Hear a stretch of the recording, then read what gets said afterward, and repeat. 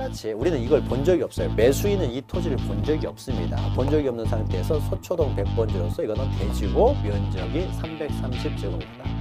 근데 옆에 있는 송파구 구청장도 나도 동물 좋아한다 해서 사자동, 호랑이동, 사슴 그 최종 지번 토지 다음 순번에 본번으로 순차적으로 지번을 부여할 수가 있다라는 것이죠. 네, 우리가 지난 시간까지는 등기 신청 절차에 대해서 살펴봤고요. 목소리가 약간 감기 기운이 있으니까 양해 바랍니다. 자, 신청 절차에서 다뤘고요. 자, 그럼 신청 절차 우리가 지난 시간까지 했던 거 잠깐 보시면은 등기는 원칙적으로 신청에 의해서 이루어진다 해서 신청 절차가 먼저 나오죠. 자, 신청 절차에서 큰 테마별로 정리를 하면은요. 먼저 등기는 이제 신청에서 이루어지는 이제 신청주의를 따르고 있고요. 물론 이제 관공서 촉탁, 그것도 신청주의 하나의 범주 안에 포함시키고요. 그러나 뭐 직권에 의해서 되는 경우, 법원의 명령에 의해서 되는 경우도 있다라는 거죠. 그래서 특히 직권에 의한 경우들이 있는데요. 이것은 우리가 이제 다음 시간부터 조금씩 직권에 의한 경우들을 이제 하나씩 봅니다. 그래서 요 내용들 잘 기억하시면 되고요. 자, 두 번째로 등기 신청은 아무나 신청할 수 있는 것이 아니라 신청 적격이 있는 자만이 적합한 자격이 있는 자죠. 그래서 자연인, 법인 아닌 사단, 법인 아닌 재단만이 신청할 수 있다. 자, 세 번째, 그럼 구체적으로 누가 등기를 신청하느냐 해서 등기 신청인이 나왔죠.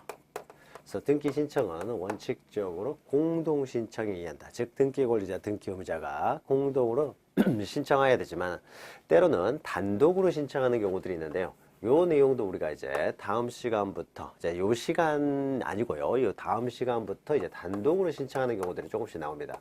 그래서 요거 잘 기억하셔야 되는데, 일단 등기 신청은 공동 신청이다. 자, 그러면 등기 권리자, 등기 의무자가 공동 신청할 때 빈손으로 등기소에 가는 것이 아니라 여러 가지 제공해야 될 정보들이 있는 거죠. 그래서 신청서의 기재사항들, 그리고 신청서에 기재된 사항들을 증명할 수 있는 자료들이 첨부정보로, 첨부서면으로 이제 제공이 돼야 되는 거죠. 자, 그러면 신청서와 첨부서면들을 모두 가지고 등기를 신청하는 방법이 나오죠. 맨 마지막으로. 자, 등기 신청 방법에서는 등기소에 직접 출석해서 신청하는 방문 신청이 있고요. 인터넷을 통해서 신청하는 전자신청 방법이 있다는 거죠. 자, 그러면 이 등기 신청인이 제공 정보들을 모두 가지고 방문 신청 또는 전자 신청을 하게 되면은 등기 신청 절차가 모두 끝나게 되는 거죠. 우리가 할 수 있는 건 다 한 것이 됩니다. 그래서 방문 신청 또는 전자 신청하면 비로소 이제 등기관이 이제 등장을 하는 거죠. 등기소의 등기관이 등기를 이제 실행하는 절차로 들어가게 됩니다. 자, 실행 절차도요, 크게 이제 테마별로 기억하시면은, 먼저 등기를 신청하면 일단은 접수를 해야 됩니다. 접수. 그 다음에 이제 심사를 하게 되겠죠. 접수한 다음에 심사를 하는데, 이때 빠진 부분이 있다든지, 즉, 신청서에 기재된 부분이 빠져 있다든지, 첨부서면 중에 첨부되지 않은 서면이 있으면은, 보정을 명할 수가 있어요. 이제 보완하여 정정하라는 것이죠. 그래서 보완하여 정정을 했다든지 또는 처음부터 심사를 통과하게 되면 등기를 실행하겠지만은 심사를 해보니까 등기를 할 수 없는 등기를 신청했다든지 또는 보정을 명했는데 보정을 하지 않았다든지 하게 되면은 이제 등기 신청을 거부하는 겁니다. 등기 신청한 내용을 등기 실행을 거부하는 거죠. 등기 실행을 거부하는 거 이걸 우리는 각하라고 합니다. 각하를 할 수 있고요. 만약에 각하가 되지 않는다, 각하 사유가 없다라고 하면은 등기를 실행을 해야 되겠죠. 자, 등기를 실행하면은 완료가 될 것이고요. 자, 등기가 완료됐다 해서 거기서 모든 절차가 끝나는 것이 아니라 완료 후의 절차로서 우리가 지적 공부에서도 나왔던 거죠. 지적 공부에서도 토지 이동에 따른 지적 정리가 끝나면은 거기서 모든 절차가 끝나는 것이 아니라 등기 촉탁이라든지 또는 그 토지 소유자들에게 통지하는 절차가 남았죠. 마찬가지로 등기가 모두 이제 완료가 되면은요. 그 등기 신청인에게 또 통지를 한다든지 또는 지적소관청에 소유자가 변경이 됐으니까 지적소관청에 소유자 정리를 하라는 그 완료 후의 절차들이 나오게 됩니다. 그래서 총 5가지 테마로 이렇게 구성이 되어 있고요. 다만 등기를 신청한 이후에도 아직 등기가 완료되기 전까지는 그 등기 신청을 철회할 수 있는데 이것이 취하입니다. 취하. 그래서 11번째에서 등기를 취하할 수도 있다. 등기 신청을 철회하는 걸 말합니다. 그래서 신청 절차에서 한 5가지 테마, 그리고 실행 절차에서 5가지 테마, 그리고 취하. 그래서 총 11가지 테마별로 우리가 등기 절차 전체를 정리할 수가 있습니다. 그래서 요 큰 우리 지적법도 마찬가지고 등기법도 등기 절차에 관한 법이기 때문에요.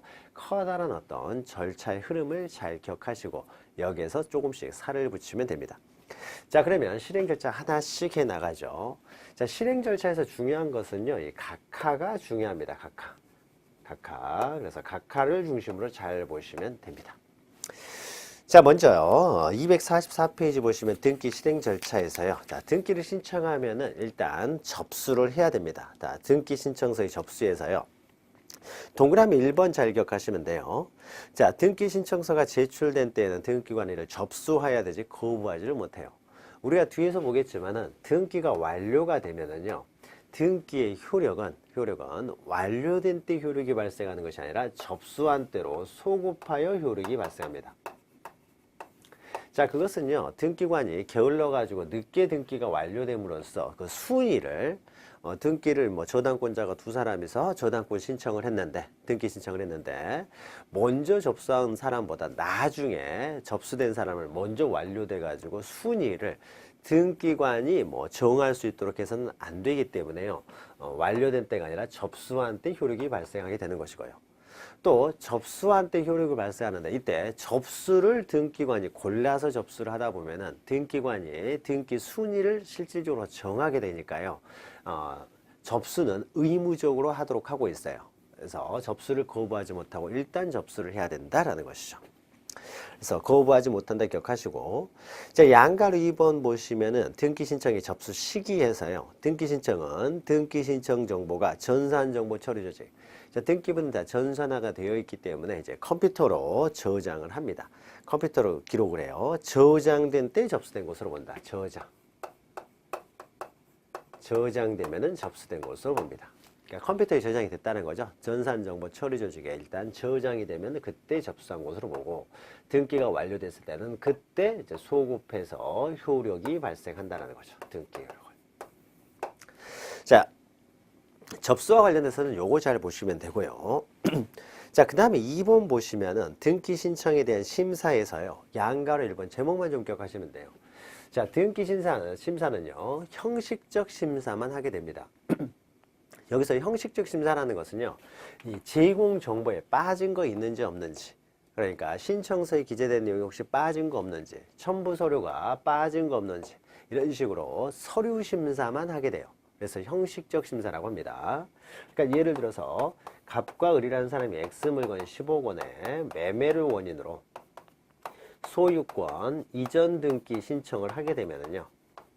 자, 매매를 원인으로 소유권 이전 등기 신청에 있어서 신청서 기재사항이 다 기재되어 있고, 매매를 원인으로 소유권 이전 등기를 할 때 그 첨부 서면들이 다 첨부가 되면은 등기를 해야 되는 것이지, 그러니까 형식적 심사만 한다는 거죠. 서류 빠진 거 없는지 서류 심사만 하는 것이지, 갑과 을 사이에 이 매매가 과연 유효냐 무효냐 이런 실체적 심사까지는 할 수가 없습니다. 자, 매매가 유효냐 무효냐 이것은요, 결국 다툼이 생기게 되면은 법원에서 판단을 하게 되는 것이지, 등기관이 그 등기의 유효 무효 문제까지 실체적으로 판단할 수는 없고요. 서류 심사만 한다. 자, 그거 기억하시면 돼요. 그래서 형식적 심사주의, 그러니까 심사는 형식적 심사만 한다. 그래서 옆에다가 실질적 심사 하지를 않는다라는 거죠. 형식적 심사만 한다. 요거 기억하시면 됩니다. 자, 그러면은 245페이지 보시면 심사의 기준시효. 자, 보죠. 자, 신청을 하면 이때 접수가 됩니다. 접수가 돼서요, 심사를 합니다. 등기를 이제 실행하기 전까지 심사를 통해서 이제 실행 여부를 판단할 텐데, 심사의 기준시는요, 등기부의 기록, 실행이라는 것이 기록하는 것이 되겠죠. 등기부에 이제 기록하는 시기, 이때를 기준으로 판단한다는 거죠. 접수시나 신청시를 기준으로 하는 것이 아니라 그래서 접수된 이후에요. 그 이후에 사정 변경이 생겼을 때는 그 사정 변경된 사항까지 모두 고려하여서 실행 시 이때를 기준으로 해서 이때 적법한 등기 신청이면은 실행을 하는 거고, 이때를 기준으로 해서 적법한 신청이 아니면은 등기를 실행하지 않는다라는 겁니다. 그러니까 예를 들면 이때 법이 개정돼 가지고 서류를 하나 더 첨부 서면으로 제공하게 하고 있어요. 그럼 접수시에는 서류를 더 제공할 필요가 없었지만은 그 이후에 법이 바뀌어서 서류를 하나 더 제출하도록 했을 때는 서류를 하나 더 제출해야만이 등기를 실행한다라는 것이죠. 그래서 실행시를 기준으로 한다. 접수시나 신청시가 아니다라는 거 기억하시기 바랍니다.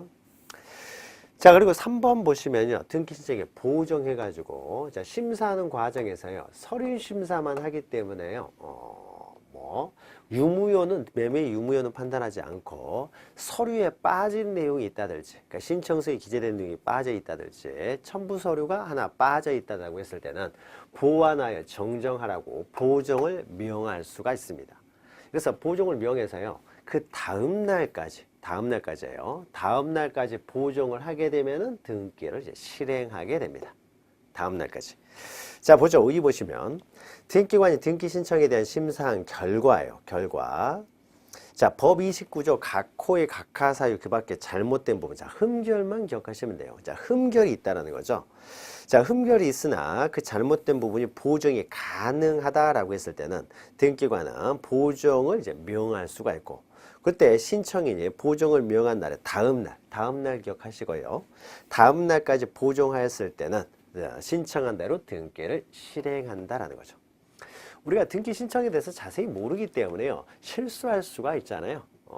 아주 작은 어떤 서류 하나를 빠뜨렸다든지, 그것 때문에 등기가 거부가 돼가지고 원래 내 순위를 못 찾아서는 안 되기 때문에요. 일단 보정을 할 수 있으면 보정을 명할 수 있도록 합니다. 그래서 다음날까지 보정하면은 등기를 실행한다라는 것이죠. 자, 양가로 2번 보시면요. 보정의 절차에 있는데요. 자, 보정을 명할 때는요. 구두로도 가능하고 전화로도 가능하고 모사전송이라는 것은 팩스 이런 걸 말합니다. 그래서 팩스로도 가능하고 어떠한 방법으로도 할 수 있어요. 다만 등기 신청에 있어서 이 전자신청에 의해서 이루어졌을 때요. 전자신청으로 이루어졌을 때는 그 이메일, 즉 전자메일로도 보정을 명할 수가 있습니다. 우리가 세 번째 줄 보시면 전자신청의 경우에는 전자우편으로만 보정 통지를 하는 것이 아니라요. 전자우편으로도 가능하다라는 거죠. 구두, 팩스 얼마든지 가능하고요. 다만 보정을 할 때 동그라미 2번 보시면 방문 신청을 했을 때는요. 보정을 할 때도 직접 방문해서 보정을 해야 되겠죠. 출석해서. 그런데 전자신청의 경우에는 신청서가 인터넷으로 신청서 전산정보 처리 조직을 이용하여 신청이 됐기 때문에 보정을 할 때도 다시 인터넷 등기소 들어가서 첨부 파일이 빠진 게 있으면 다시 첨부해서 보내야 되는 것이지 전자신청을 하고 나서 방문하여 보정할 수는 없습니다. 신청에 지금 흠결이 있기 때문에 신청하는 방법 그대로 그 방법 그대로 보정을 한다라는 것이죠. 그리고 동그라미 3번은 이제 다음 날까지 보정을 해야 되고 보정을 하지 않으면은 각하한다라는 거죠. 보정을 안 했으니까 더 이상 등기를 해줄 수가 없겠죠. 따라서 각하하고요. 다음 날까지 보정을 하면은 4번처럼 등기를 이제 실행을 하게 됩니다. 자, 그러면은 이때 보정을 했어요. 심사하는 과정에서 이때 보정을 명해가지고 보정을 했습니다. 보정을 하게 되면은요, 보정한 때로부터 효력이 발생하는 것이 아니라 등기가 나중에 보정을 통해 가지고 등기가 완료가 되면은요, 등기 효력은 접수 시에 소급해서 효력이 발생한다고 했죠. 소급해서. 따라서 접수일자, 요게 중요합니다. 접수 시기가 중요하지. 보정이 이때 이루어졌느냐, 이때 이루어졌느냐, 이때 이루어졌느냐 상관없이 그 효력은 동일하게 되겠죠. 그래서 보정이 있었던 때를 중심으로 효력이 발생하는 것이 아니라요. 일단 등기가 완료되면은 접수 시에 소급하여 효력이 발생하기 때문에 보정이 언제 이루어졌는지와 상관없이 보정만 이루어지면은 접수한 때에 소급하여 효력이 발생하기 때문에 등기 순서, 접수 순서에 따라서 효력이 발생하고 그 효력에 따라서 등기의 선후가 정해질 텐데 이 등기의 선후, 효력에 있어서는 차이가 없다라는 거죠. 자, 그래서 신청의 접수 순위, 즉 등기할 권리의 순위에는 변동이 없게 됩니다. 보종만 하면 된다라는 것이죠. 근데 보종을 안 해버리면 이제 각하가 되니까요. 등기가 실행이 안 되겠죠. 등기 실행이 안 되게 되면은 등기가 안 된 거와 똑같기 때문에 효력이 발생할 수가 없겠죠. 자, 가장 중요한 것은요. 그 밑에 있는 이제 넘기시면요. 각하입니다. 각하. 요게 이제 중요해요. 자, 각하라고 하는 것은요. 신청에 있어서 각하가 되면 등기를 거부하는 것이기 때문에요. 가장 불이익한 처분이 됩니다. 즉, 갑과 을이라는 사람이 신청을 했습니다. 공동 신청을 했는데 각하가 돼버리면은 갑과 을이 신청인에게 가장 불이익한 처분이 되겠죠. 자, 그러면은 불이익한 처분, 그러니까 각하가 되면은요, 등기가 안 되기 때문에요. 자기 권리 순위가 순위 뭐 보존적 효력 이런 것들이 전혀 발생하지 않죠. 자, 그래서 각하는요 함부로 각하를 할 수 없도록 합니다. 그러니까 등기관이 자기 기분에 따라서 각하를 한다든지 하게 되면은 이런 신청인에게 굉장히 큰 불이익을 줄 수가 있기 때문에요. 이 각하는 사유를 정해놓고 있어요. 아무렇게나 등기관이 마음에 안 든다고 각하하는 것이 아니라요. 자, 우리 법 29조에서 이런 경우에만 각하를 해라 라고 해서 제한적으로 열거를 하고 있습니다.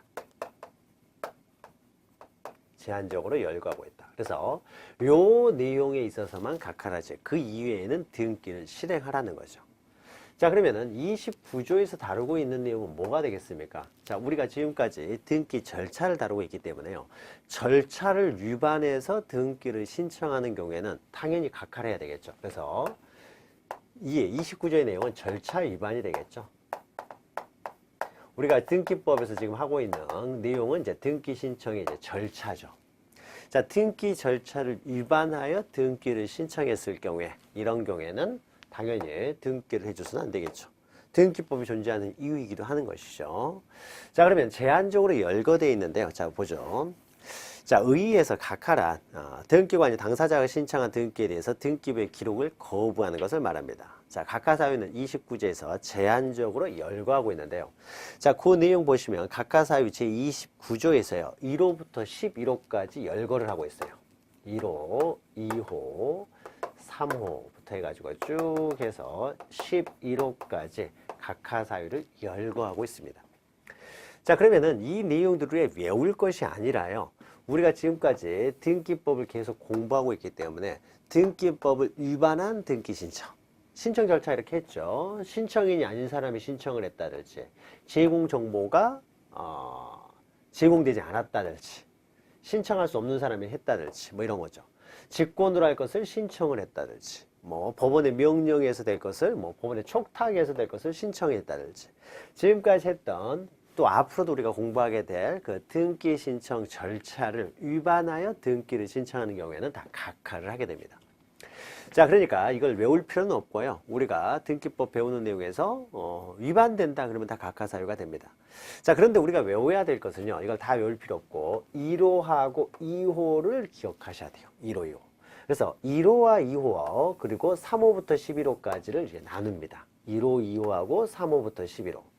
특히 여기서 중요한 것은요. 2호가 중요한데요. 2호가 중요합니다.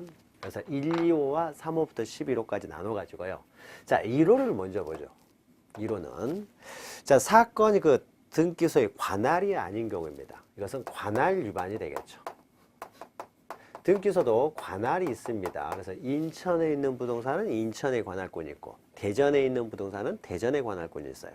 자, 관할권이 없는 등기소에서는 관할이 없기 때문에 등기를 할 수가 없죠. 그런데 만약에 인천에 있는 부동산에 대해서 대전 와서 등기를 신청하게 되면은 관할권이 없기 때문에 당연히 권한이 없어요. 그래서 당연히 각하를 해야 되겠죠. 그 다음에 2호는요. 2호는 사건이 등기할 것이 아닌 경우. 자, 이 단어 잘 기억하세요. 사건이 등기할 것이 아닌 경우.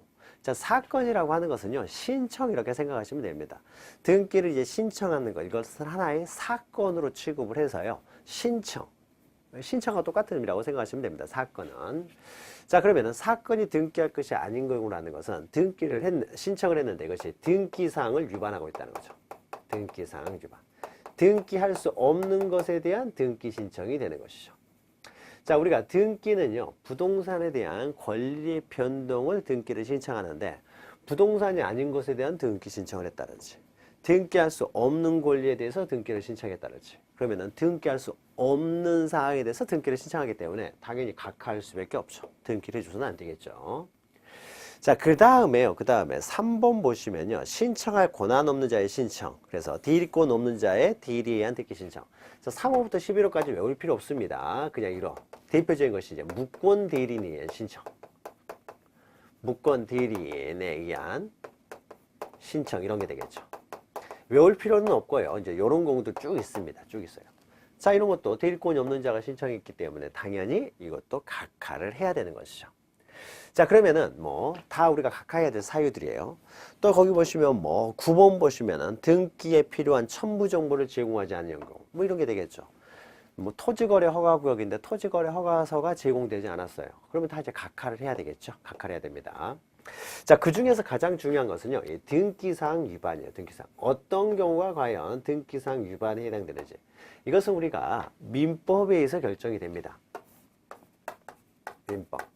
자, 우리가 등기법이라는 것은 민법의 부속 법률이라고 했죠. 그래서 민법이 상위법이 있고요. 민법에서 규정된 내용, 등기할 수 있다라고 하는 것들은 등기할 수가 있고요. 민법에서 등기할 수 없다, 등기를 인정하지 않은 것은 등기할 수가 없습니다. 그래서 결국 등기사항 위반이라는 것은 민법에서 결정이 되니까 여기서 이제 민법의 내용이 중요한 거죠.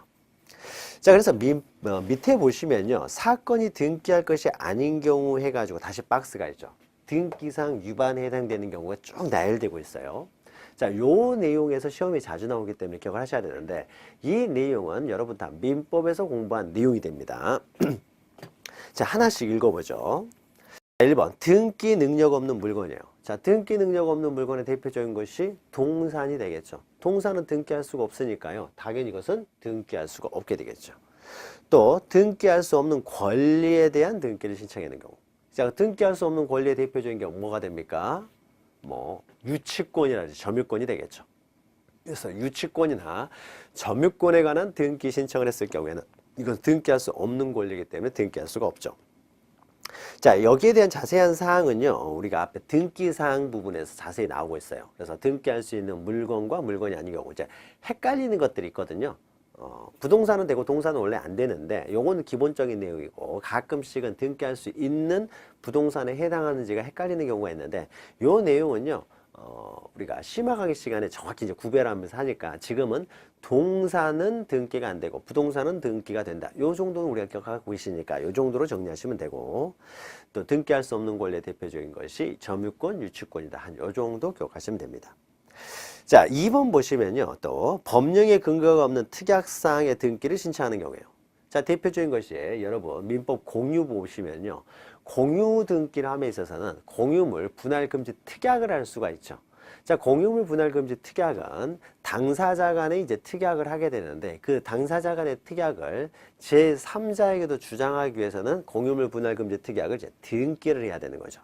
등기를 하게 되면 제3자에게 대항할 수 있는데, 우리 민법에서 공유물 분할금지 특약은 5년의 범위 내에서만 가능하도록 했습니다.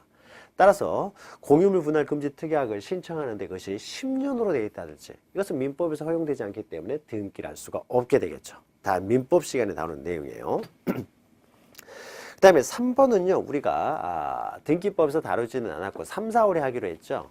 이것은 여러분들이 그 집합 건물의 소유 및 관리에 관한 법률을 민법에서 공부를 하셔야 이해할 수 있는 등기이기 때문에요.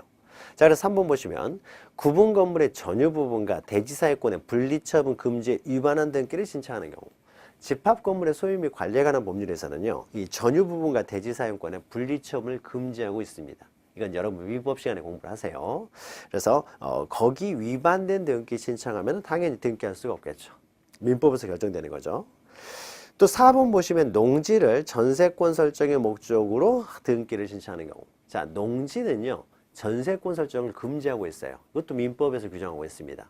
물론 농지도요, 저당권이나 지상권은 가능해요. 그런데 우리 민법에서 전세권만은 금지하고 있어요. 그러니까 안 되는 거죠.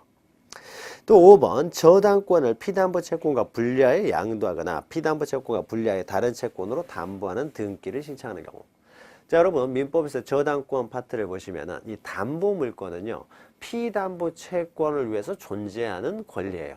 따라서 피담보 채권과 분리하여 처분할 수가 없죠. 이것을 부종성, 수반성 이런 거죠. 담보 물권의 부종성, 수반성. 그래서 담보 물권의 부종성, 수반성에 위반하여 등기를 신청하면은 민법에서 금지되고 있으니까 등기를 할 수가 없게 되겠죠. 자, 그리고 이제 6번인데요. 자, 6번, 7번 이것을 잘 기억하셔야 됩니다. 시험 문제에서 자주 나오는 것이 6번하고 7번이기 때문에요. 특히 6번, 7번 잘 기억하시기 바랍니다. 자, 이것은요, 물건의 일부에 대해서 등기가 되느냐 또는 지분에 대해서 등기가 되느냐 요 내용을 기억하셔야 되는데, 자, 보죠. 자, 부동산의 일부라는 게 있습니다. 부동산 일부. 자, 이것은요, 어떤 한 필지 토지가 이렇게 있는데요. 한 필지 토지 요 일부예요. 자, 여기가 100번지 토지라고 해보죠. 100번지 토지의 이제 일부입니다. 이런 것들이 이제 부동산의 일부. 자, 부동산의 일부라는 것은 100번지 토지가 한 필지가 되겠죠. 이 한 필지의 일부가 되는 거죠. 그래서 토지의 일부라든지 또 건물에 있어서도 한 동의 일부, 이런 건물의 일부가 되는 거죠.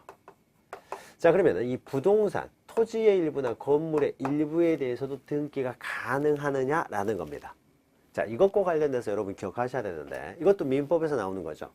자, 한 필지 일부에 대해서 등기가 가능하냐에 있어서 먼저 권리에 있어서요. 권리는 크게 소유권이 있고요. 소유권 이외의 권리가 있죠. 그럼 먼저 소유권과 관련돼서는요.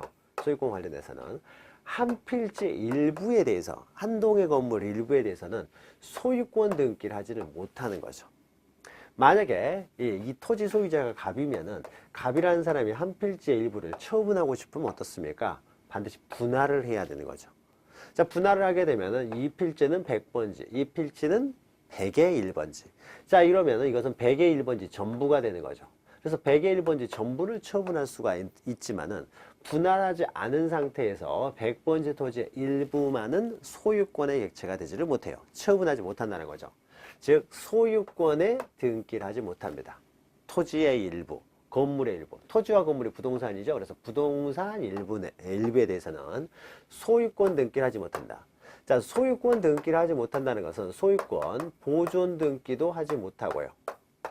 소유권 보존 등기는 최초에 하는 등기를 말하는 거죠. 등기부를 개설시키는 이제 등기를 말합니다. 우리가 이 다음 시간에 공부할 텐데요. 자, 소유권은 이제 보존 등기된 다음에 소유권을 이제 이전하는 이전 등기가 있는데요. 자, 소유권 등기를 하지 못한다는 것은 보존 등기도 할 수 없고 이전 등기도 하지 못한다는 걸 의미합니다. 이전 등기도 안 된다는 거죠. 자, 이전 등기가 안 된다는 것은요, 매매를 원인으로 해서 일부만을 처분할 수도 없다라는 거죠. 매매를 원인으로 일부만을 처분할 수도 없어요. 항상 분할을 해가지고 양도를 해야 되는 것이지 한 필지 일부는 매매를 원인으로 처분 안 된다. 이전이 안 된다는 거죠. 자, 그러면 매매가 안 된다는 것은요, 한 필지 일부에 대한 매매가 안 된다는 것은 결국 경매도 안 된다는 걸 의미하죠. 경매라고 하는 것은요, 매매 일종입니다. 경쟁적으로 매매하면 경매가 되는 것이죠. 그래서 그렇죠. 그러니까 매매 일종입니다. 그러면은 매매가 안 된다는 것은 한 필지 일부에 대한 경매도 할 수가 없다라는 겁니다. 한 필지 일부만 소유권을 취득할 수가 없기 때문에요, 경매도 안 된다는 거죠. 자, 그러면 경매도 안 된다는 것은요, 뭐가 안 되겠습니까? 저당권 설정도 안 된다라는 것이 되겠죠. 여러분 민법에서 저당권 공부하시면은 저당권은 경매에서 우선 변제받을 수 있는 권리가 저당권이에요. 그러니까 경매를 할 수 없는 토지라면요, 저당권을 설정해봤자 의미가 없죠. 경매를 할 수가 없으니까요. 따라서 저당권 설정도 안 됩니다. 자, 그런데 한 필지 일부에 대해서 어떻습니까? 일부만 사용하는 건 가능하죠. 원래 여기가 뭐 100번지 토지가 뭐 1000평이었다. 그 중에 100평만 사용하는 거. 일부만 사용하는 건 가능하죠. 사용하는 게 가능하다. 내가 사용하는 게 가능하면은 다른 사람한테 빌려줄 수도 있는 거죠. 빌려줘서 사용료를 받는 걸 수익이라고 하는 거죠. 자, 그러면은 한 필지 일부를 사용은 가능하다. 이것은 용익은 가능하다는 거죠. 그래서 용익 물권 설정은 가능하다는 거죠. 용익권. 사용은 가능하기 때문에. 자, 용익권이 가능하다는 건 뭐가 가능하다는 겁니까? 용익권은 대표적인 것이 여러분 민법에서 배우시는 지상권, 그 다음에 지역권, 전세권, 더해서 또 뭘 또 할 수 있습니까? 임차권. 임차권은 채권이지만은요, 이것도 용익권이죠. 등기할 수 있는 채권이 되기 때문에 임차권, 이런 것들은 가능하다라는 거죠. 자, 그러면은 우리가 하나 그냥 뭐 단순하게 정리하시면은요, 부동산의 일부, 즉 토지나 건물의 일부에 대해서 가능한 권리는 용익권 하나밖에 없다는 거죠. 용익권, 지상권, 지역권, 전세권, 임차권. 이 용익권만 부동산 일부에 대해서 가능하다라는 겁니다. 요거 하나 기억하시고. 그럼 용익권을 제외하고는요, 그 어떤 것도 부동산 일부, 토지의 일부, 건물의 일부에 대해서는 설정할 수 없다, 등기를 할 수 없다, 기억하시면 되고요. 자, 그러면 부동산 일부 이외에요, 또 이런 것도 있습니다. 어떤 한 필지를 갑이라는 사람이 5분의 3, 을이 5분의 1, 병이 5분의 1 이렇게 지분으로 소유할 수 있어요. 자, 그러면 병이 5분의 1을 가지고 있다는 것은 전체 토지에 대해서 5분의 1을 가지고 있다는 거죠. 소유하고 있다는 거예요. 그러니까 부동산 일부에 대한 권리가 아닙니다. 전체에 대해서 부동산은 전부지만은 권리를, 소유권을 5분의 1만 가지고 있다는 거죠. 소유권을. 자, 이런 것들을 권리의 일부 이렇게 표현합니다. 권리의 일부. 권리의 일부니까 권리는 뭐 소유권 등을 일부만 가지고 있어요. 토지는 전체입니다. 그래서 물건의 일부는 아니고요. 전부에 대해서 소유권을 가지고 있는데, 토지 전부에 대해서 그 병이 5분의 1 소유권, 그러니까 전부, 물건은 전부지만은 소유권을 그 중에 5분의 1만 가지고 있는 거죠. 그러면은 소유권의 일부라는 것은 권리의 일부. 여기에 뭐 전세권이 일부. 이런 것도 되겠죠. 그러니까 권리, 소유권, 전세권, 지상권 이런 것들은 권리잖아요. 그래서 권리의 일부. 자, 권리의 일부는 보통 우리가 지분 이렇게 표현할 수 있는 거죠. 지분. 권리의 일부라는 것이 그 일부를 우리는 지분이라고 하는 거죠. 지분. 권리의 일부를 지분이라고 합니다. 자, 그러면 지분에 대해서 등기가 가능하냐 이겁니다. 자, 요것도 기억하셔야 되는데, 지분에 대해서는요. 자, 우리가 크게 또 이제 보죠. 권리는 소유권이 있으니까요. 소유권이 있죠. 그러면 소유권은 크게 보존 등기가 있고요. 그 다음에 이전 등기가 있죠. 이전 등기. 자, 그러면은 권리의 일부, 지분만에 대해서요. 우리가 지분만 따로 이전할 수는 있죠. 그래서 지분만에 대해서 이전 등기는 가능하지만은 지분만에 대한 보존 등기는 안 됩니다. 지분만에 대한. 그래서 보존 등기를 할 때는요, 최초에 하는 등기를 보존 등기라고 했어요. 그래서 소유권 보존 등기를 할 때는 뭐 갑을 병해서 이 지분들의 합이요, 1이 나와야 돼요. 1이. 전부에 대해서 해야 되지, 갑에서 5분의 3, 을에 대해서 5분의 1, 5분의 3하고 을에 대해서 5분의 1만 하고요. 그리고 나머지 일부 지분이 빠져 있어요. 자, 이런 등기는 하지 못합니다. 이래버리면은 5분의 1이 도대체 어디에 있느냐 전혀 나타나지 않기 때문에요. 지분 등 보존 등기를 할 때는 지분만에 대해서 할 수 없다는 것은 이런 의미입니다. 지분만에 대해서 할 수 없다는 것이요, 5분의 3, 5분의 1 이렇게 등기를 못한다는 것이 아니라 이 지분에 대한 합이요, 그러니까 병해가지고 5분의 이렇게 해서 지분의 합이요 1이 나와야 되는 것이지, 일부 지분을 빠뜨리고 등기를 할 수는 없다. 자, 일부 지분을 빠뜨리고 등기를 한다는 것은 일부 지분을 제외하고 나머지 지분만에 대한 등기하는 것이 되겠죠. 이런 등기는 할 수 없어요. 그러니까 갑을 병해서 5분의 3, 5분의 1, 5분의 1 이렇게 등기할 수 있어요. 이거는 어떻습니까? 지분이 다 합이 1이 되는 거죠. 다 더했더니요, 지분의 합이 1이 됩니다. 이렇게 등기를 해야 되는 것이지, 일부라도 지분을 빠뜨리고 나머지 지분만에 대한 등기를 할 수 없다. 결국 지분만에 등기를 할 수 없다는 거죠. 그러니까 전부에 대해서 등기가 돼야 되지, 일부 지분을 제외하고 등기를 할 수가 없다는 겁니다. 그래서 보존 등기는요, 일부 지분만에 대한 등기는 안 돼요. 그러나 우리가 이전 등기는 어떻습니까? 지분만 얼마든지 사고 팔 수가 있는 것이죠. 사고 팔 수 있어요. 다만요, 지분에 대한 이전 등기도요, 상속을 원인으로 하는 이전 등기하고, 그 다음에 그 이외에 매매 등을 원인으로 하는 이전 등기하고 나눠가지고요. 자, 매매 등을 원인으로 이전 등기는요, 얼마든지 가능합니다. 지분만 가능한 거죠. 지분만. 그러니까 병이라는 사람이 5분의 1 지분만 정에게 처분할 수가 있는 거죠. 그러니까 소유권 이전 등기를 할 때는요, 여기서 2 해가지고 병의 5분의 1 지분을 이제 정에게 5분의 1 이렇게 이전하는 거, 이런 거 얼마든지 가능합니다. 그래서 5분의 1만 정에게 이전된다라는 거죠. 지분만 얼마든지 처분할 수 있는데요, 상속을 원인으로 이전될게요. 요것은 좀 다릅니다. 만약에 갑이 단독 소유하고 있었는데요, 자, 갑에게 상속인으로는 A, B, C 세 명이 있다라고 해보죠. 자, 각각 3분의 1씩 상속을 하였습니다. 자, 그러면은 소유권 이전 등기를 하면서 만약에요, 매매를 원인으로 이전 등기 할 때는 A한테 3분의 1 이렇게만 해도 상관없어요. 매매 이렇게만 쓰면. 매매를 원인으로 이전 등기는 갑이 혼자 소유하다가 A한테 3분의 1을 이전하게 되면은 3분의 2는 갑이 갖고 나머지 3분의 1은 이제 A가 갖게 되는 거죠. 그래서 매매를 원인으로 이전 등기는 3분의 1만 이렇게 나와 있어도 상관없어요. 그런데 만약에 매매가 아니라 상속이 됐을 때는요, 상속을 원인으로 이전되게 됐다는 것은 갑이 사망했다는 것을 전제로 하는 거죠. 그러니까 상속을 원인으로 이전되기가 되잖아요. 사망을 전제로 합니다. 자, 그러면은 상속을 원인으로 이전되기를 A 3분의 1 지분만 있다든지 또는 B 3분의 1 지분만 있게 되면은요, 나머지 3분의 1은 도대체 어디가 있느냐가 등기부에 전혀 나타나질 않습니다. 따라서요, 상속을 원인으로 이전 등기를 할 때 매매하고는 다르죠. 만약에 이렇게 여기가 매매로 돼 있으면 A 3분의 1, B 3분의 1 여기가 매매로 돼 있으면요, 자, 갑이라는 사람이 A한테 3분의 1 처분하고 B한테 3분의 1 처분했다. 그럼 나머지 3분의 1은 갑이 가지고 있다는 걸 알 수가 있잖아요.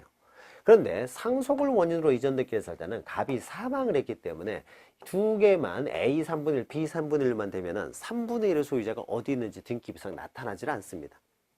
따라서 상속을 원인으로 이전될 때는 반드시 여기에 C 3분의 1도 반드시 기재가 돼야 돼요. 그래서 지분들의 합이 어떻습니까? 1이 나와야 된다는 거죠. 다시 말해서 일부 지분만을 제외하고 나머지 지분만으로 등기를 할 수는 없다는 거죠. 항상 전부가 돼야 돼요. 전부가 돼야 된다는 것은요, 그 지분들의 합이 1이 나와야 되는 것이지 일부 지분만 빠뜨리고 등기를 할 수는 없다는 겁니다. 자, 그래서 이 보존 등기는요, 항상 전부에 대해서 해야 되고, 상속 등기도요, 일부 지분만에 대해서는 안 됩니다. 그래서 요 두 가지는요, 전부에 대해서 이루어야 돼요. 전부에 대해서. 그러니까 지분의 합이요, 1이 나와야 돼요. 예. 1이 나와야 되는 것이지, 일부 지분만에 대해서, 그러니까 일부 지분을 제외하고 등기를 할 수는 없다는 겁니다. 요거 잘 기억하세요. 보존 등기, 상속 등기는 지분의 합이 항상 1이 나와야 되는 것이지 일부 지분을 제외하고 일부 지분만에 대한 등기는 할 수 없다는 거죠. 그러나 그 이외에는요, 상속을 원인으로 하는 이전 등기를 제외하고는 다 매매 등을 원인으로 해서 일부 지분만 처분하는 것도 가능합니다. 그래서 요거 지분에 대해서 안 되는 것은 보존 등기, 상속 등기라는 거 기억하세요. 소유권과 관련돼서는.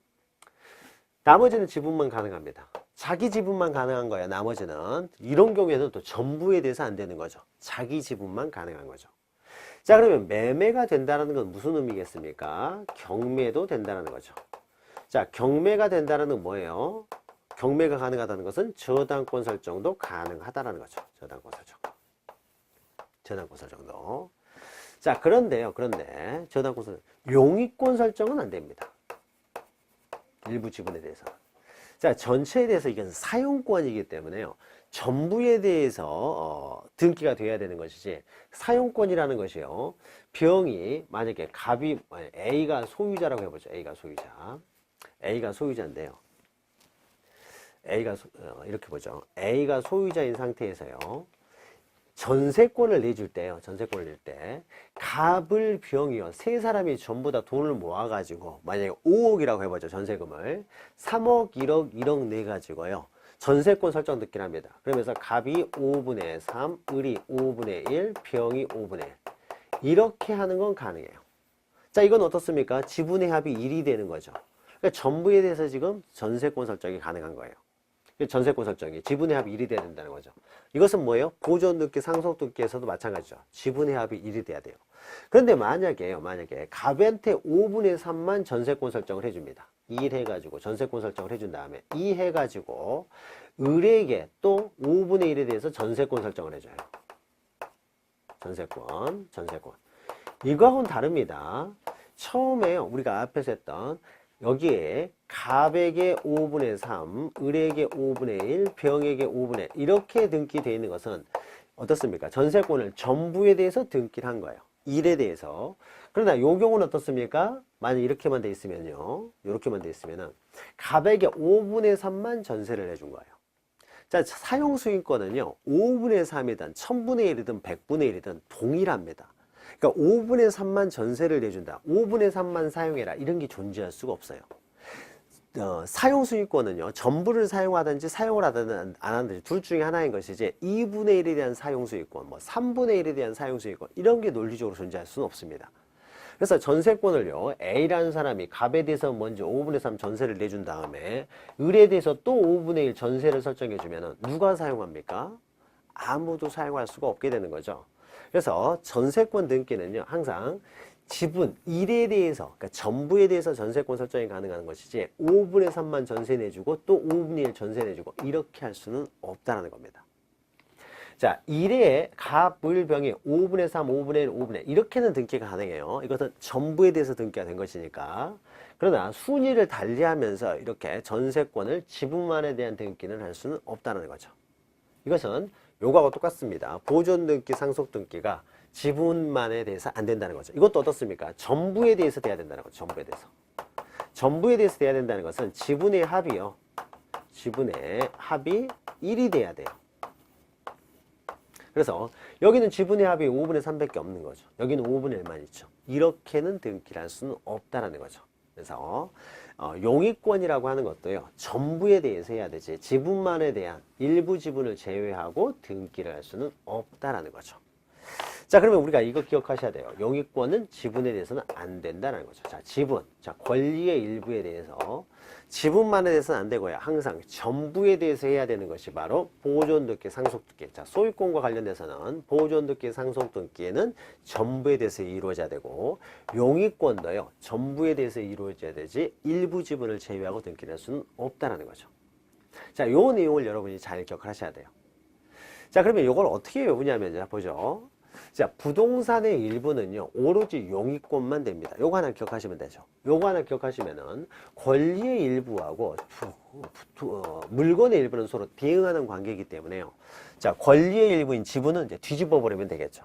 자, 물건의 일부는 오로지 용익권만 된다. 그러니까 저당권이 안 된다는 거죠. 그러면 뒤집어 주면은 권리의 일부인 지분에 대해서는 거꾸로 용익권이 안 되고 저당권이 된다는 거죠. 저당권이 된다. 자, 이 두 가지는 요것만 여러분 민법에서 이거는 많이 하고 계시잖아요. 부동산의 일부에 대해서는 용익권만 된다는 거 기억하고 계시니까 담보권 안 되고요. 이걸 뒤집어 버리면은 권리의 일부는 용익권 안 되고 저당권이 된다. 자, 그 다음에 이제 소유권만 기억하시면 되는데 소유권은 권리 일부는 무조건 안 되니까 부동산 일부는 무조건 안 되는 것이죠. 자, 권리의 일부와 관련돼서는 요거 두 개는 또 기억하셔야 되겠죠. 보존등기하고 상속등기는 지분만에 대해서 안 된다라는 거죠. 전부에 대해서 돼야 된다. 전부에 대해서. 자, 요거. 매매를 원인으로 이전등기는요. 이런 것들은 지분만에 대해서 얼마든지 가능하고요. 자, 그러면 6번 보죠. 자, 일부 지분에 대한 소유권 보존등기를 신청한 경우. 자, 지분만에 대한 보존등기는 안 된다라는 거죠. 자, 일부 지분에 대한 용익권도 안 됩니다. 지분만에 대한 용익권도 안 되는 것이죠. 그러나 일부 지분에 대한 소유권 이전 등기라든지 저당권은 가능해요. 다만 이전 등기라고 하더라도 상속을 원인으로 소유권 이전 등기는 지분만에 대해서 또 안 된다라는 거죠. 이것이 7번에 나옵니다. 자, 공동상속인 중 일부가 자신의 상속 지분만에 대한 상속 등기. 자, 자신의 상속 지분만에 대한 상속 등기는 할 수가 없다는 거죠. 항상 지분이 전체 합이 1이 나와야 됩니다. 그래서 공동상속인 중 1인이 신청하는 상속인 전원명의 상속등기, 자, 전부에 대해서 등기하는 것은 가능해요. 혼자 신청해도 상관없습니다. 단독 신청이든 공동 신청이든 전부 1에 대해서 돼야 된다는 거죠. 1. 지분의 합이 1이 돼야 돼요. 자, 요거 잘 기억하시고요. 그 다음에 8번 보시면 관공서 또는 법원의 촉탁으로 실행해야 될 등기를 신청한 경우에요. 그러니까 얘가 있죠. 가압류 등기, 가처분 등기 이런 처분 제한 등기는요. 오로지 법원의 촉탁에 의해서만 가능하지 개인이 신청할 수 있는 등기가 아닙니다. 자, 그래서 신청할 수 없는 등기를 신청하면 당연히 각하를 해야 될 것이고요. 각하를 해야 되겠죠. 신청할 수 없는 등기다라는 거죠. 그리고 9번 보시면 이미 보존 등기된 부동산에 대해서 다시 보존 등기. 자, 중복 보존 등기를 할 수가 없습니다. 등기부가 2개 있어서는 안 되기 때문에요. 자, 그 다음에 10번 보시면 신청 취지 자체에 의하여 법률상 허용할 수 없음이 명백한 때. 자, 그러면 기타요. 지금까지 했던 내용에 등기할 수 없는 사항에 대한 등기 신청이 됩니다. 자, 등기할 수 없는 사항에 대한 등기 신청에 대한 예시 쭉 있는데요. 다시 또 명백한 예시들이 다시 밑에 있어요. 신청 취지 자체에 의해서 법률상 허용될 수 없음이 명백한 경우. 자, 이것도요, 결국 민법에 의해서 결정이 됩니다. 근데 요 내용들은요, 우리가 뒤에서 다루기 때문에요. 지금 여기서는 1호부터 그 9호까지 여기 있는 내용, 특히 권리의 일부냐, 물건의 일부냐, 요 내용 잘 기억하시기 바랍니다. 그래서 등기가 되는 거, 안 되는 거 구별하시기 바랍니다. 자, 이런 것들이요, 이제 등기사항 위반이 됩니다. 등기사항 위반. 그럼 등기사항 위반은 이제 각하를 해야 되겠죠. 자, 그런데 넘기시면은요, 자, 각하 결정과 관련돼서요, 이제 이런 게 있으면 이제 각하를 하는 것이죠. 등기 절차 위반했을 때는. 자, 각하 결정의 방식, 고지 방법이 있는데, 자, 1번 보시면요, 각하를 할 때는요, 반드시 이유를 기재한 결정으로 합니다. 자, 이유를 기재해서 각하를 할 때는 이유를 기재해야 어떻습니까? 이 사람들이 내가 뭐가 잘못되는 줄 알아가지고 서류를 보완해서 다시 신청할 수 있으니까 반드시 이유를 기재해야 돼요. 그리고 결정을 하게 되고요. 그 다음에 동그라미 2번 보시면은 그 각하서를요, 송달을 해줍니다. 교부를 해준다든지 송달을 해줘야 돼요. 그래서 서면으로 반드시 해줘야 됩니다. 그래서 교부를 해줘야 된다는 거죠. 자, 이것은 동그라미 3번에 있는 것처럼 전자신청이든 방문신청이든요, 각하는 가장 불리한 처분이기 때문에 다 서면으로 교부를 해줍니다. 그래야 그 서면을 보면서 뭐가 잘못됐는지 정확하게 알아가지고 다시 신청할 수 있도록 하는 거예요. 그래서 전자신청과 방문신청 모두 동일한 방법으로 이유를 기재한 결정으로서 해야 되고 서면을 교부해 준다라는 거죠. 각하 결정서를 교부해 줍니다.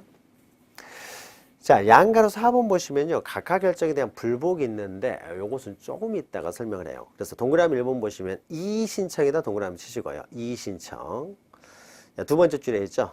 이의신청. 말 나온 김에 조금만 하면은요, 만약에 각하를 하게 됐습니다. 등기관이 각하를 하게 되면요, 이의신청 옆에다가 이거 쓰세요. 자, 이의신청이요, 만약에 각하 사유가 전혀 없음에도 불구하고 등기관이 각하를 했어요. 각하를 하게 되면은 다퉈야 되겠죠. 왜 각하를 했느냐라고 해서 이런 경우에는 등기관의 상급기관이 지방법원에 이의신청을 할 수가 있습니다. 지방법원에. 자, 우리가 맨 마지막 부분에 이의신청이 있는데요. 그 부분은 하지 않고 생략을 할 거예요. 그러니까 이건 작년에 시험 문제가 나왔기 때문에 이의신청은 생략을 할 것이고요. 이의신청과 관련해서는 시험 문제 나올 가능성이 적기 때문에 이것만 좀 보죠. 자, 갑과 을은요, 각하를 하게 되면 거기 상급기관인 지방법원에요, 이의신청을 할 수가 있습니다. 각하 사유가 없는데도 각하를 했다는 거죠.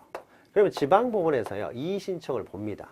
이의신청을 봐가지고 정말로 각하할 사유가 없는데도 각하를 했는지, 정말 정당하게 각하를 했는지를 심사를 해가지고요, 정당하게 각하를 했으면은요, 이의신청을 기각을 합니다. 그런데 정당한 이유 없이 각하를 했어요. 그래서 이의신청을 받아줍니다. 받아줬을 때는요, 등기관에게 명령을 내립니다. 야, 빨리 등기라 이거죠. 왜 각하 사유도 없는데 왜 너 각하를 했느냐 라고 해가지고요, 이의신청에 대해서 이제 명령을 내립니다. 이때 명령이라는 것은 등기를 빨리 해라 라고 하는 거죠. 신청한 대로 빨리 등기를 하도록 명령을 하게 돼요. 자, 상급기관으로서 하급기관에게 등기를 하도록 명령을 하게 되고, 그 명령을 받아서 하는 등기, 이것을 법원에 명령에 의한 등기라고 합니다. 그래서 이의 신청 옆에다가 뭐라고 쓰냐면요. 이의 신청을 받아주게 되면은 이렇게 화살표 친 다음에 법원의 이제 명령에 의한 등기가 이루어집니다. 명령에 의한 등기. 명령이라는 거죠, 명령. 자, 우리가 등기 신청과 관련돼서 신청과 관련돼서 신청에 의해서 이루어진다. 그러나 신청이나 촉탁에 의해서 이루어지지만은 예외적으로 등기관의 직권에 의해서 이루어지는 경우도 있고 또 하나가 법원의 명령에 의해서 이루어지는 경우도 있는데요. 그 법원의 명령에 의해서 이루어지는 경우가 바로 이런 경우를 말합니다.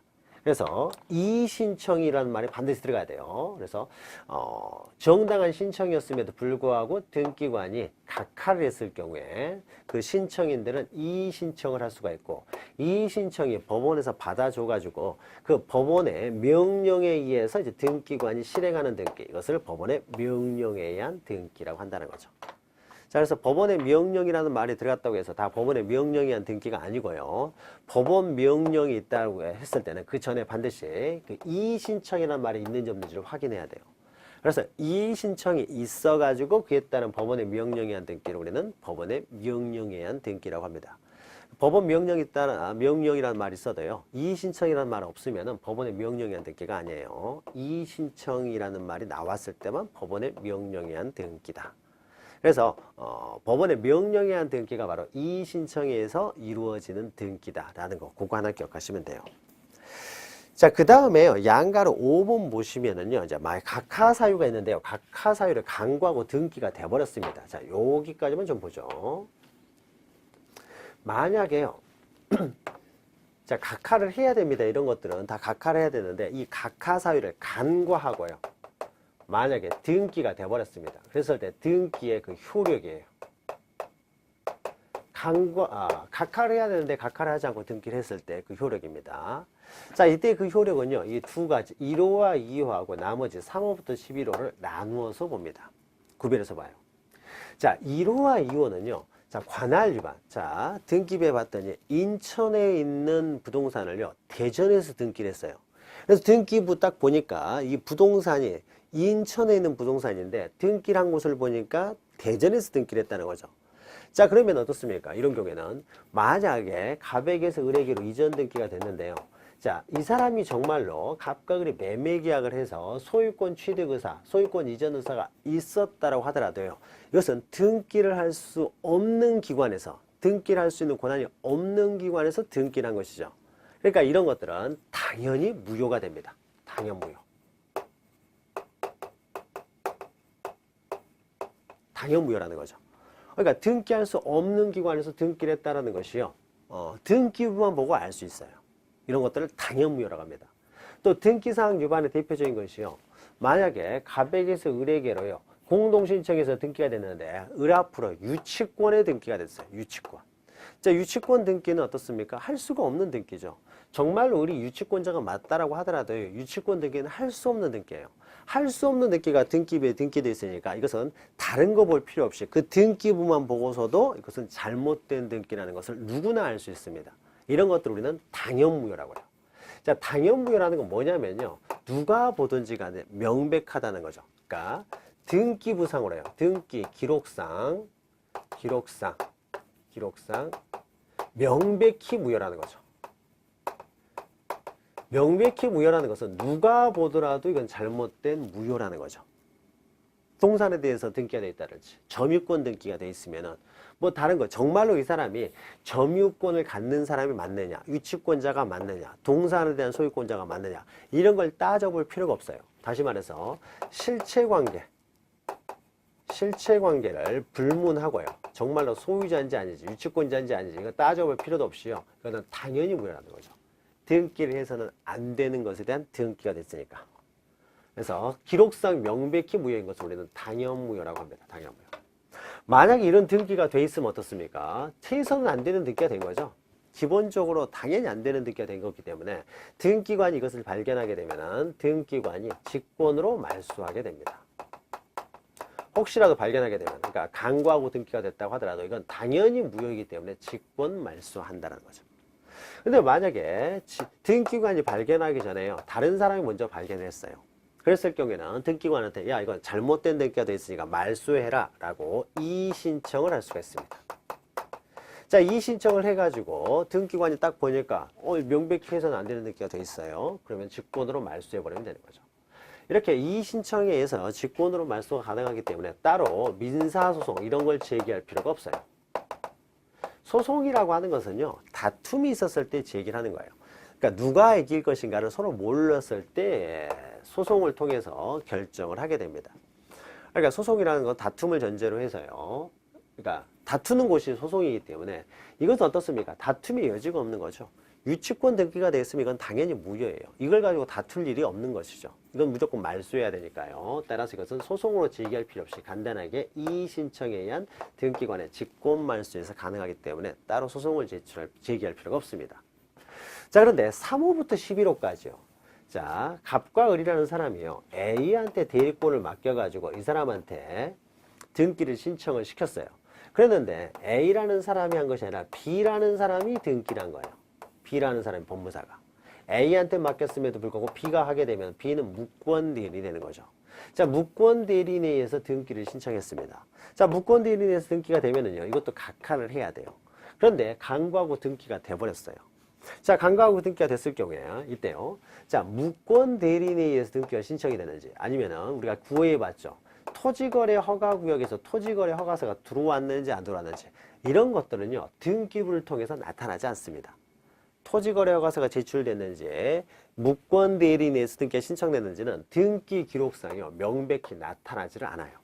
그러니까 잘못된 등기이긴 하지만 등기 기록상 명백히 나타나지 않는 거기 때문에 이것은 당연무효는 아닙니다. 당연무효. 등기 기록으로는 알 수가 없어요. 등기 기록으로는. 자, 등기 기록은 알 수가 없고요. 그런데 절차를 위반은 했잖아요. 절차를 위반했지만 우리가 앞에서도 계속했던 거죠. 비슷한 내용이 있었죠. 자, 갑과 을이요. 비록 A가 아닌 B가 등기를 했다고 하지만은 어차피 갑은 을에게 소유권 이전 의사가 있었고 을도 갑으로부터 소유권을 넘겨받을 의사가 있었습니다. 자, 이런 경우는 어떻습니까? 실체관계에 부합하다는 거죠. 절차는 위반했지만 실체관계에 이제 부합하는 등기가 됩니다. 자, 절차를 비록 위반했다고 하더라도요, 실체관계에 부합하게 되면은 이런 경우에는 등기는 권리를 공시하는 것이니까 과정에서 좀 잠깐 잘못이 있다고 하더라도 권리관계에 부합하는 등기가 있으면은 그것을 굳이 무효로 할 필요는 없는 거죠. 따라서 이런 것들은 유효하게 됩니다. 물론 실체관계도 부합하지 않습니다. 실체관계에 불부합하게 되면은 무권대리인에 의해서 등기가 됐는데 갑은 을에게요, 물건을 팔 의사가 전혀 없었어요. 전혀 없는 상태에서 B라는 사람이 대리권도 없이 함부로 갑의 물건을 을한테 이전 등기를 해버리면은 이것은 갑이 을에게 이전 등기를 하고자 하는 의사가 전혀 없었던 경우이기 때문에 이런 경우는 실체관계도 부합하지 않게 되는 거죠. 자, 그러면 어떻습니까? 비로소 이제 무효가 되는 거죠. 그러면 실체관계에 부합하는지 부합하지 않는지는요, 실체관계를 떠나서는 조사를 해봐야 아는 겁니다. 등기 기록상으로는 당연히 알 수가 없다는 거죠. 자, 그래서 실체관계, 그러니까 당연무효는 아니고요. 이 절차 위반, 이건 단순 절차 위반이라고 보시면 돼요. 이런 경우에는 당연히 무효는 아니고요. 실체관계 부합하면 이렇게 유효가 될 수도 있다는 거죠. 자, 실체관계 부합하면 유효가 될 수도 있는 등기를 등기관이 어떻습니까? 직권으로 말소할 수가 없다라는 거죠. 말소할 수는 없다. 자, 등기관이 직권으로 말소할 수 없기 때문에요, 이해관계인이 이걸 말소를 해라 라고 이의신청을 제기할 수도 없어요. 이의신청을 해봤자 말소할 수도 없다라는 거죠. 말소할 수 없기 때문에. 그럼 결국 어떻습니까? 갑과 을 사이에 서로 다툼이 생기면은 이건 실체관계 부합하는 등기니까 유효하다. 갑은 실체관계 부합하지 않는 등기니까 무효다. 라는 것들은 결국 소송을 통해서 다툴 수밖에 없는 거죠. 민사 소송을 통해서 실체관계 부합 여부를 다툴 수밖에 없습니다. 그래서 다퉈가지고요, 실체관계 부합하면 유효인 등기, 실체관계 부합하지 않으면 이제 무효인 등기가 되는 것이죠. 그러나 적어도 어떻습니까? 소송에 들어가서 다툼이 있어가지고 실체관계 부합 여부를 이렇게 다퉈가지고 뭐 부합하냐 불부합하냐 나타나기 전까지는요, 등기관은 등기 기록만 보고는 알 수가 없기 때문에 당연무효는 아니다라는 거죠. 그리고 실체관계 부합하면은 이제 유효가 될 수도 있다라는 겁니다. 요거 잘 기억하시면 돼요. 그러나 1호하고 2호는요, 실체관계 따질 필요가 없는 거죠. 등기할 권한 높는 사람이 등기를 했다랄지, 뭐 동산에 대한 등기 이런 것들은 실체관계 부합 여부를 떠나서 잘못된 등기죠. 애초에 해서는 안 되는 등기예요. 등기 기록상 명백히 잘못됐다라는 거죠. 이런 것들은 실체관계 부합 여부를 불문하고요. 무조건 무효가 된다라는 겁니다. 자, 그래서요, 각하 사유를 간과하고 한 등기에 효력해 가지고요, 방가를 보시면 제1호하고 2호 위반의 경우가 나오죠. 자, 이런 경우에는 당연무효이기 때문에 직권 말소해야 되고, 말소하지 않으면 이해관계인 이의신청을 할 수가 있습니다. 자, 이렇게 이의신청에 의해서 해결이 될 수 있기 때문에 소송을 제기할 수 없고요. 그러나 방가로 2번에서 3호 이하는요, 이것은 등기부상 명백히 나타나는 건 아니기 때문에 이건 당연무효는 아니고, 다만 그 등기가 절차를 위반해서 됐다고 하더라도 실체관계에 부합하다면 이것은 유효인 등기로 본다는 거죠. 어차피 등기라는 것은 실체관계를 공시하는 것이 목적이기 때문에 과정에 하자가 있다고 하더라도 실체관계에 부합하면 유효가 된다. 따라서 유효일 수도 있는 등기를 직권으로 말소할 수 없고요. 따라서 이의신청도 할 수 없고 결국은 소송의 방식에 의해서 해결할 수밖에 없다라는 거죠.